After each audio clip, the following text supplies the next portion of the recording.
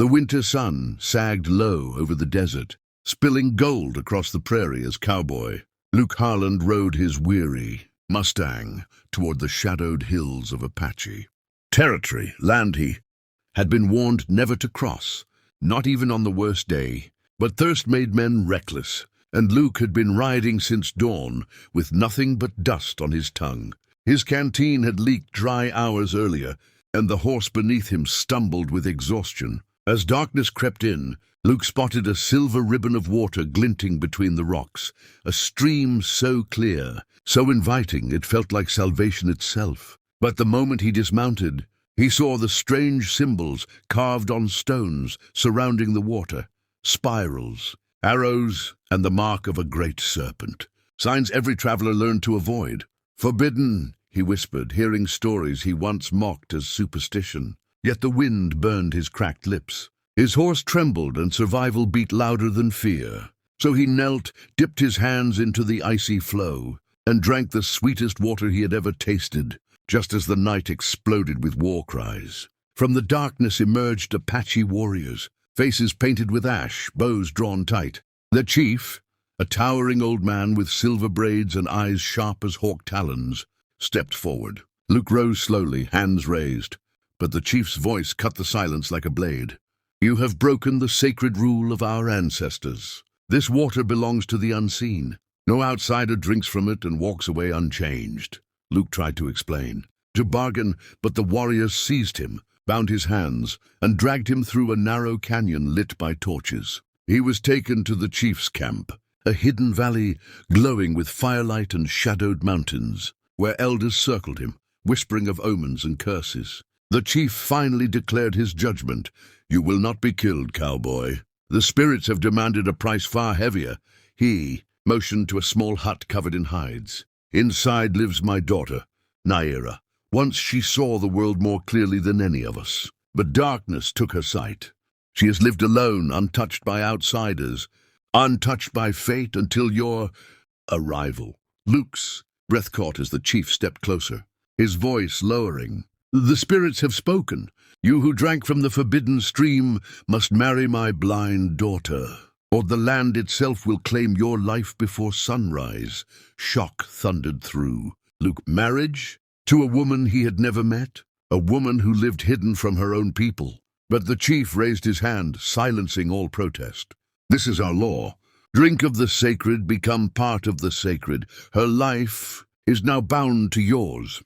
As warriors led him toward the hut, Luke wondered whether fate had saved him from thirst only to bind him to a destiny more terrifying than death itself. And behind that closed hide door, he sensed a presence, soft, quiet, patient, waiting to learn the name of the stranger who had just been declared her husband.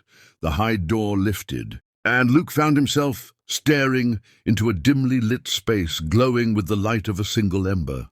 A young woman sat quietly beside a woven blanket, her head tilted slightly as though listening to sounds beyond ordinary hearing. Her long black hair framed a face carved with gentle strength, but her eyes, though clouded, held a calm that unnerved him more than the warrior spears outside. "You are the cowboy," she said softly, her voice like warm wind on river water. "The one who drank what should not be." Touched, Luke swallowed hard and introduced himself, unsure how to speak to a woman who had never seen him, yet somehow sensed his every movement. Naira smiled faintly. "Do not fear. My father means well. The spirits speak loudly when they choose." Luke, exhausted and confused, asked if she truly wished for this forced union. Naira lowered her head. "My father believes a man bound to me by the sacred stream will change the curse on our tribe. But I do not crave marriage. I crave freedom. The curse of blindness is not what chains me. It is the pity of my people." Luke felt a strange pull in his chest. Her words were not desperate. They were brave. Outside, drums echoed like thunder. The marriage ceremony would begin when the moon rose. Luke paced inside the hut, torn between desire for life and refusal to become part of something he didn't understand. But Naira gently touched his hand, surprising him with her steady composure. "You fear losing yourself," she said. "I fear never discovering myself." She explained how the Forbidden Stream was believed to choose destinies, binding souls whose lives must intertwine for reasons no one saw yet. Luke listened, feeling her hand tremble slightly, not with fear but with hope. As the chief entered with ceremonial feathers and paint, Luke realized something profound.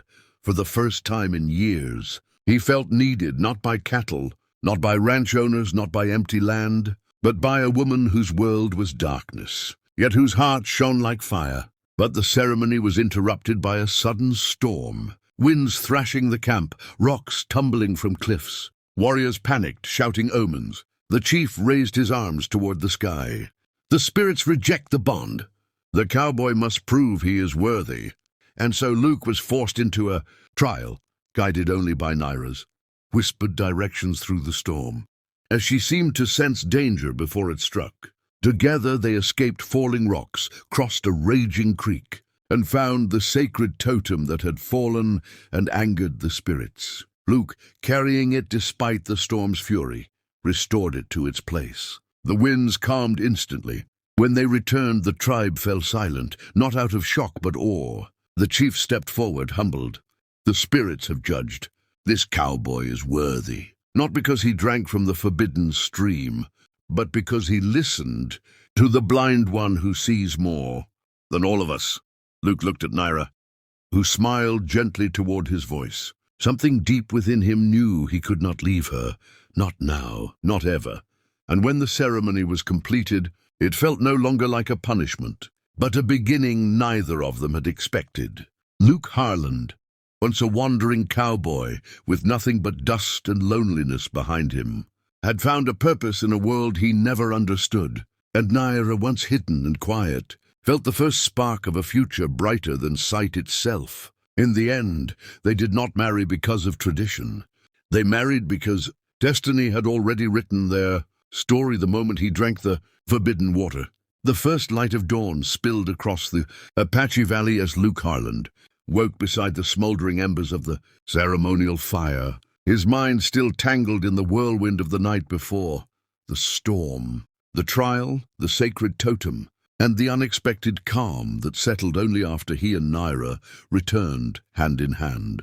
The tribe watched him now with a mixture of awe and caution, whispering that the cowboy who drank what no outsider dared had become bound to their fate.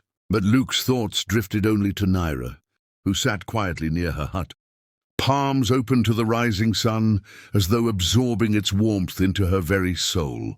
Her face glowed, peaceful yet distant, as though listening to secrets the wind whispered just for her.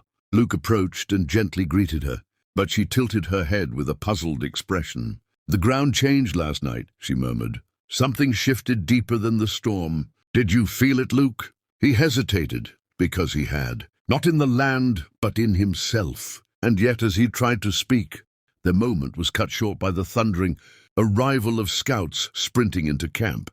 With grave warnings, a rival tribe, one with long-standing bitterness, toward the Apache chief, was advancing. Toward the valley, drawn by rumors of a sacred violation and believing the forbidden stream's power could now be stolen. The warriors prepared their weapons, painting their faces for battle, while elders chanted for protection. But Naira clutched Luke's arm with sudden urgency. "Do not fight them with spears," she whispered, her voice trembling yet certain. "They believe the spirits abandoned us last night. They will attack with fear, not strength. Only truth can break fear." Luke didn't understand, but he trusted her, because trusting her had saved him only hours before.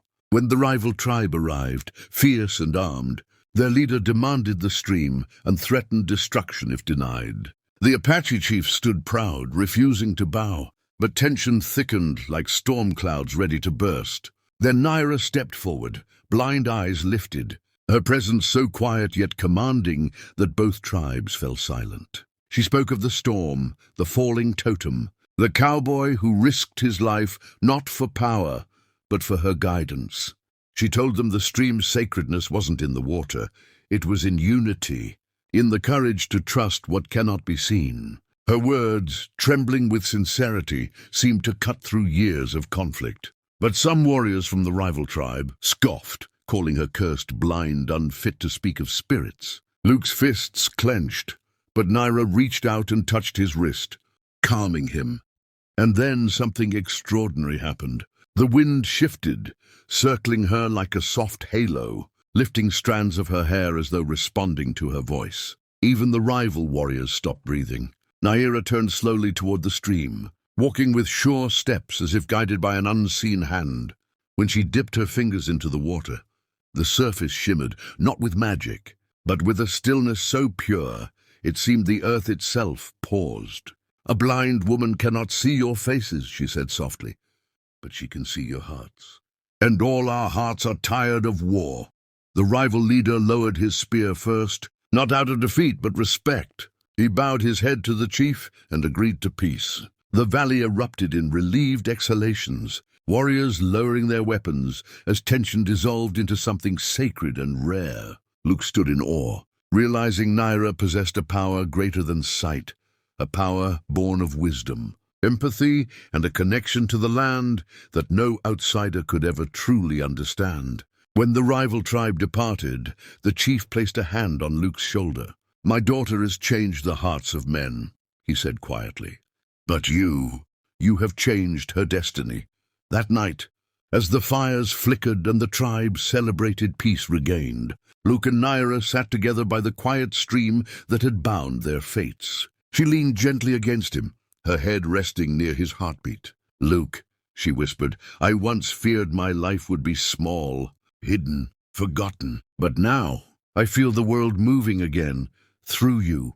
He wrapped an arm around her, staring at the starlit sky reflected in the forbidden waters. "Naira," he answered softly, "you don't need eyes to see the world. You make the world see you, and in that moment, beneath the ancient stars and the whispering wind, Luke Harland felt something stronger than obligation, stronger than destiny. He felt love blooming quietly, powerfully, like a new dawn rising over the valley that had almost become his grave but now felt like home.